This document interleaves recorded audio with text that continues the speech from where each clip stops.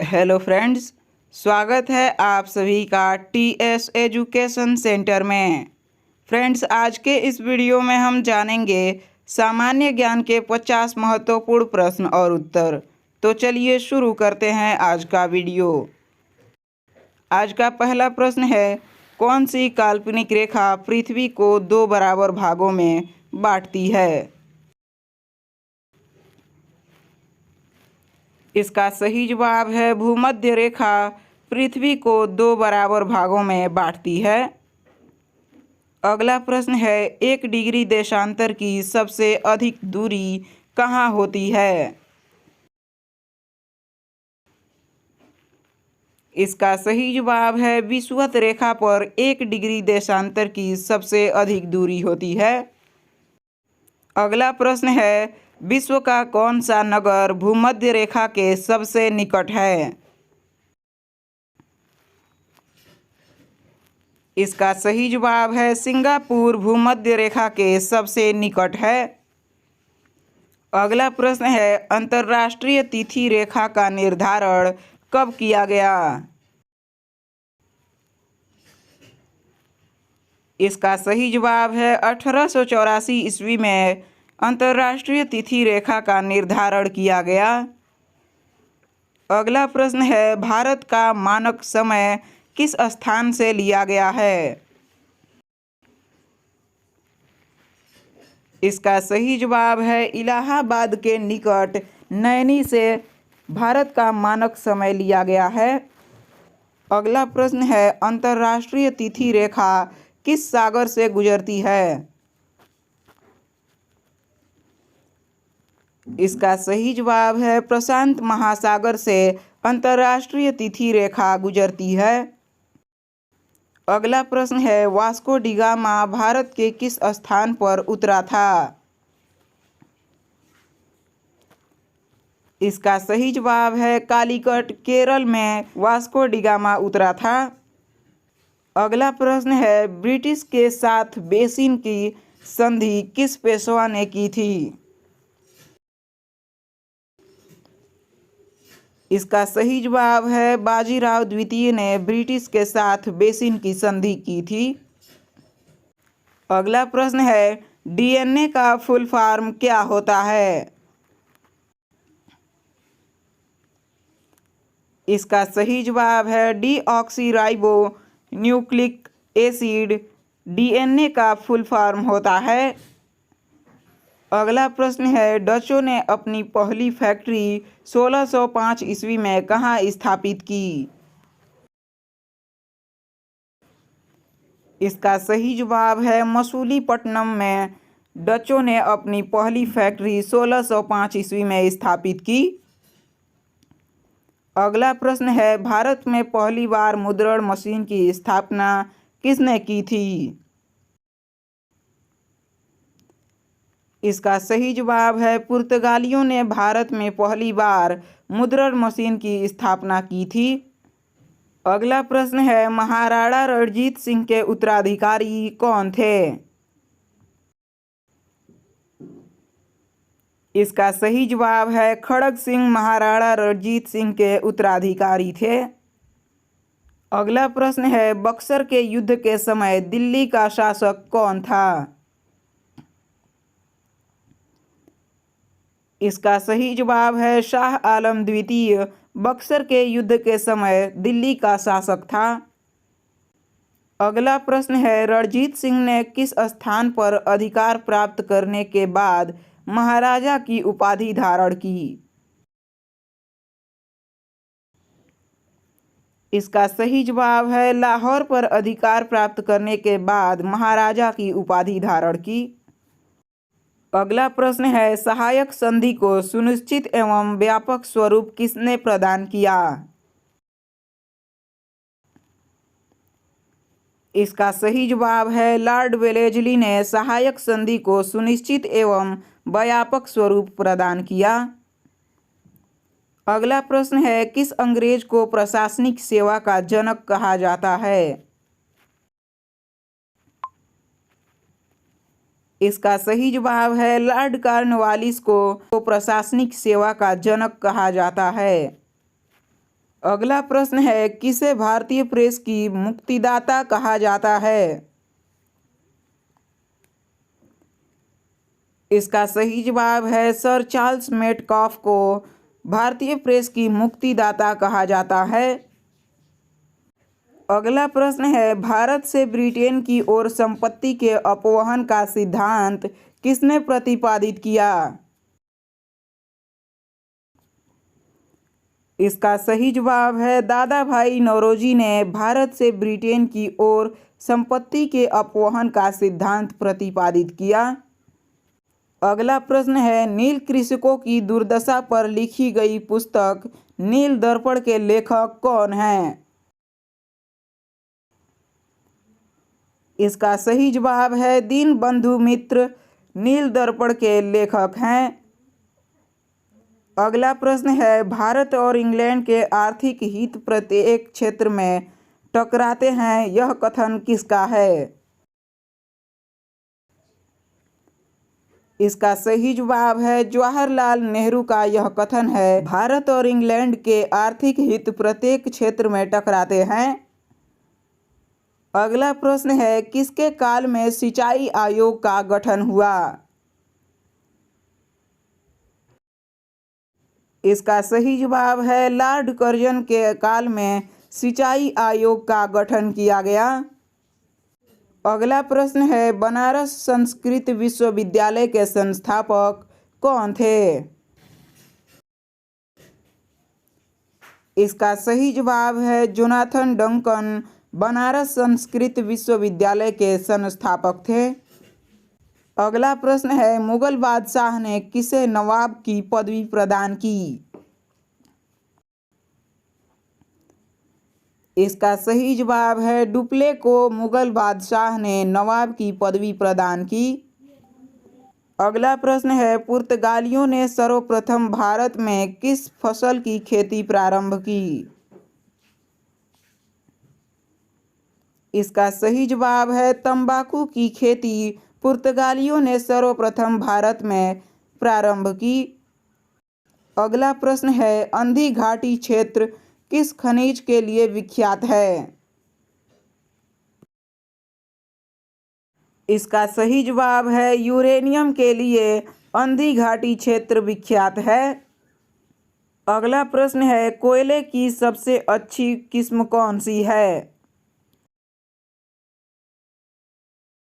इसका सही जवाब है एंथ्रेकिट कोयले की सबसे अच्छी किस्म है। अगला प्रश्न है, विश्व विख्यात डोनबास कोयला क्षेत्र किस देश में स्थित है?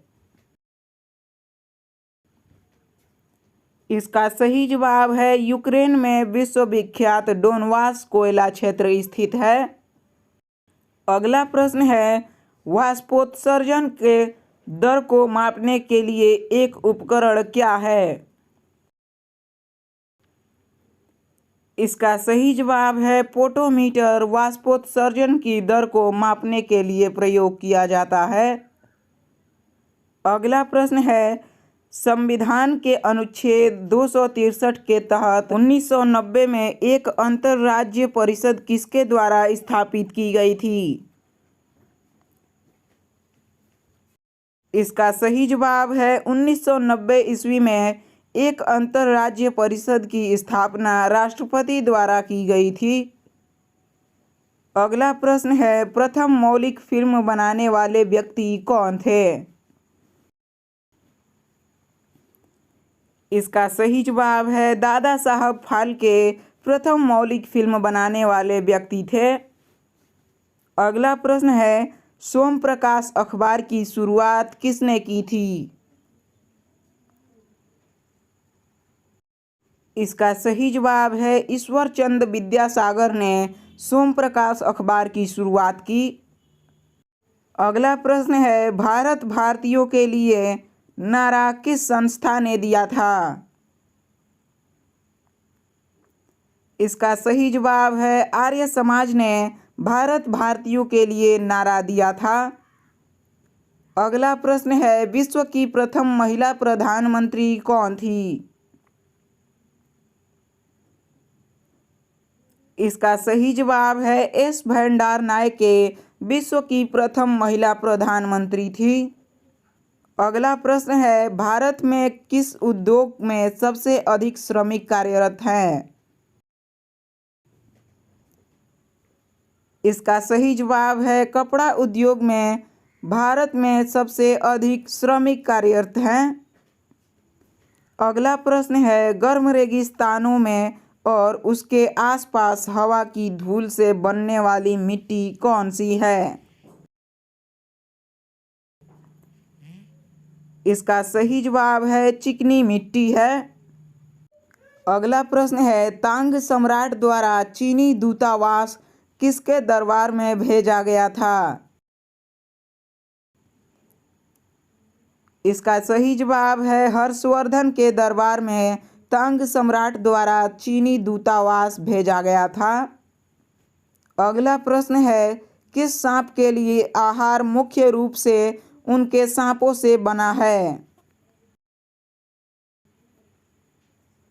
इसका सही जवाब है किंग कोबरा। दोस्तों, किंग कोबरा के लिए आहार मुख्य रूप से उनके सांपों से बना है।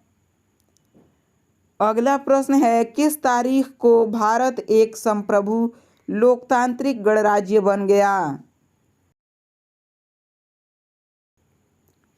इसका सही जवाब है 26 जनवरी 1950 को भारत एक संप्रभु लोकतांत्रिक गणराज्य बन गया। इसका सही जवाब है नियाग्रा जलप्रपात कहाँ है? इसका सही जवाब है यूएसए में नियाग्रा जलप्रपात है। अगला प्रश्न है, टेनेसी एक्ट या काश्तकारी अधिनियम कब लागू हुआ? इसका सही जवाब है 1822 ईस्वी में टेनेसी एक्ट या काश्तकारी अधिनियम लागू हुआ। अगला प्रश्न है, शिवाजी और मुगलों के बीच कौन सी संधि हुई थी? इसका सही जवाब है पुरंदर की संधि शिवाजी और मुगलों के बीच हुई थी। अगला प्रश्न है, सरेजामी प्रथा किससे संबंधित है?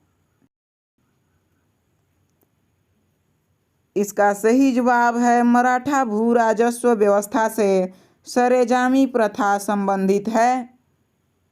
अगला प्रश्न है, शिवाजी को पहाड़ी चूहा व साहसी डाकू किसने कहा था?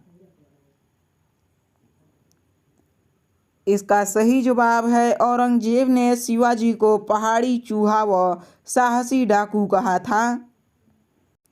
अगला प्रश्न है, शिवाजी से लड़ने के लिए जय सिंह को किस मुगल शासक ने भेजा था? इसका सही जवाब है औरंगजेब ने शिवाजी से लड़ने के लिए जय सिंह को भेजा था। अगला प्रश्न है, किस युद्ध के जीतने के बाद शेर शाह ने अफगान सत्ता की स्थापना की? इसका सही जवाब है बिलग्राम का युद्ध जीतने के बाद शेर शाह ने अफगान सत्ता की स्थापना की। अगला प्रश्न है, बिलग्राम के युद्ध को दूसरे किस नाम से जाना जाता है? इसका सही जवाब है कन्नौज का युद्ध के नाम से बिलग्राम के युद्ध को जाना जाता है। अगला प्रश्न है, किस इतिहासकार ने शाहजहां के काल को मुगल शासक का स्वर्ण युग कहा था?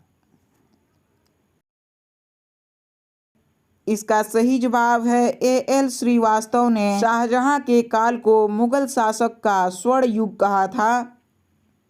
अगला प्रश्न है, किस मुगल शासक ने अपनी आत्मकथा फारसी में लिखी थी? इसका सही जवाब है जहांगीर ने अपनी आत्मकथा फारसी में लिखी थी। अगला प्रश्न है, अनवर-ए सुहैली ग्रंथ किसका अनुवाद है? इसका सही जवाब है पंचतंत्र का अनुवाद है अनवर-ए सुहैली। अगला प्रश्न है, किस मध्यकालीन शासक ने पट्टा और कबूलियत की प्रथा आरंभ की? इसका सही जवाब है मध्यकालीन शासक शेर शाह ने पट्टा और कबूलियत की प्रथा आरंभ की। अगला प्रश्न है, जो चित्रकला का शत्रु है वह मेरा शत्रु है, किस मुगल शासक ने कहा था? इसका सही जवाब है जहांगीर ने कहा था, जो चित्रकला का शत्रु है वह मेरा शत्रु है। दोस्तों, मुझे उम्मीद है कि ये वीडियो आपको काफ़ी पसंद आई होगी। अगर वीडियो पसंद आई हो तो वीडियो को लाइक और चैनल को सब्सक्राइब करके अपने दोस्तों में इस वीडियो को शेयर ज़रूर करें।